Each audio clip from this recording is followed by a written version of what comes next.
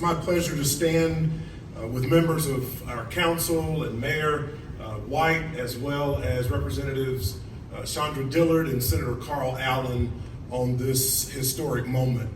Let me welcome everyone today in this moment of reflection, in mourning, and in celebration of a vibrant life. We cannot mourn the life of Reverend Jesse Lewis Jackson without first embracing his life in its entirety, including his very humble beginnings here in Greenville, South Carolina. He was loud and proud and encouraged all of us to believe that we are somebody.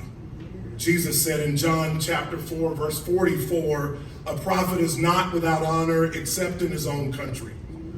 Born in controversy, a birth with apology, brushing against the moral center of the day, the Reverend Jesse L. Jackson was indeed a son of Greenville, who pushed the limits of American society and even around the world. He said children are sensitive to being affirmed or rejected. A descriptive of his own life, he said, was a very complicated situation. Today, Greenville, South Carolina joins with the Jackson family, Mrs. Jackson, and their children in affirming the life and work of Reverend Jesse Lewis Jackson. He led a group of high school students in an act of civil disobedience, resulting in the eventual integration of the public library and creating a momentum that would lead him to the work of Operation Breadbasket in Chicago, Illinois, and to the balcony at the Lorraine Motel in Memphis, Tennessee, where his mentor and friend was slain. He was the living embodiment of the phrase loud and proud. His key contribution to the civil rights movement, 2 years the junior of John Lewis, Dr. King kept them both close for moving the crowd in the right direction, which is my role today. I am somebody. Reverend Jesse Jackson thought that the essence of the whole civil rights movement should be the push for economic equality and empowerment.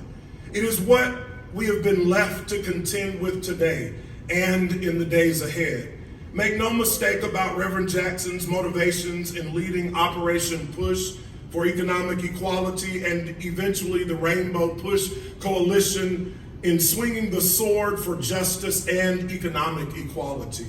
While he no doubt knew that America was not positioned to elect a black man as president in 1984, he ran anyway, knowing that the day would eventually come.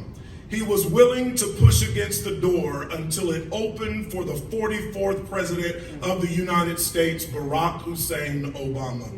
Our best tribute to Reverend Jackson is to see that all of our citizens are in economic security as a result of what we do and not just what we say or hope for.